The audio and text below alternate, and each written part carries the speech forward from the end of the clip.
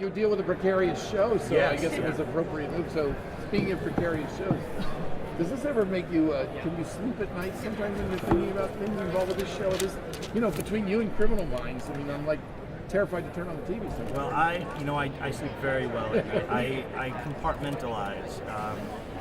It's tough. We've been criticized for the violence on the show, and I think Kevin Williams and I have both said in the past, I have 3 kids, I have a family I go home to.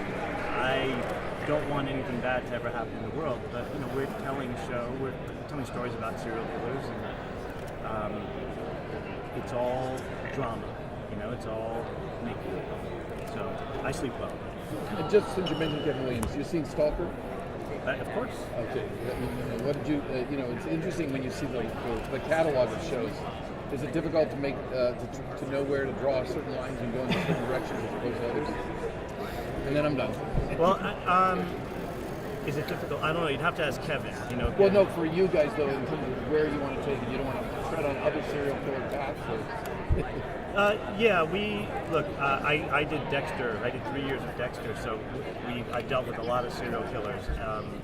I think we've made a real effort on the following to make it a show where you become invested in characters and not just a villain of the week. I think Stalker is very different in that way. So this show, this season, even more so. I think we're evolving. We're treating it like a pilot to see if we can get people who haven't seen the show to really invest in what it is, and I think we've succeeded. What can you tell us about the new season without giving? I know you. Yeah. Can you set it up a little bit? Sure. We're going to be dealing with character themes, a lot of family, and that speaks to Ryan and his niece, and dealing with the concept of sins of the past. Our characters have done a lot of things over the last 2 years that our protagonists have done a lot of things that are illegal or borderline morally inappropriate, and we're going to see those things come back to haunt them this year. And the way that we can make that accessible to a new audience is much the same way we did in the pilot, where going into the pilot, you didn't know Joe's history with Ryan or Claire, and we had flashbacks that quickly gave you an insight into that. So we're going back to some of that.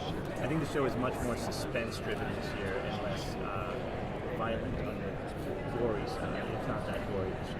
But also a season-long arc, as opposed to like individual, Well, our big season-long arc is about establishing who our next big villain is going to be, and that's going to happen organically in our story with our characters, and then hopefully launch us into the next season.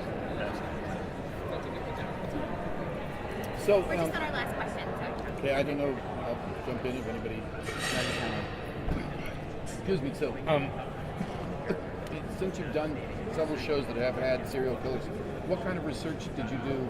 And did you earmark certain people that you said that's more where we're going with that? That's a history we want to explore further. You must have a great collection. Well, we did a lot, and I was just explaining to someone else. We have a great FBI tech here in New York she's responsible for the behavioral analysis unit, and we definitely go there for stories. We go there for fact checking. Mm-hmm. But the research I did for the series was originally about cults. We were more interested in how do you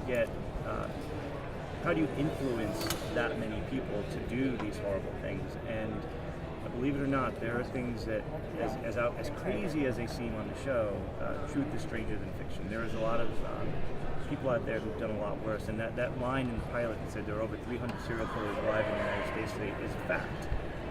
There's a lot out there that we don't want to know exists, so we're just kind of skimming the surface. Does social media make it easier for cults to, I mean, are they coming up from out of ground a little bit, and are people coordinating? I don't know if it makes it easier for them. I do know that in talking to the FBI, it actually makes it easier to track them, not just to catch them. They're not going to go, if all of us here decided to move into a house together because we believed in peace, we could be perceived a cult, but we may be harmless. And there's a lot of those out there, and they're not going to pursue all of those, but they have to look into them because you never know what the agendas are. And with domestic terrorism today, I think there's a heightened sense of that, and social media actually, if you are trying to reach people, you're using social media, so it's made it a little bit more visible for the good guys.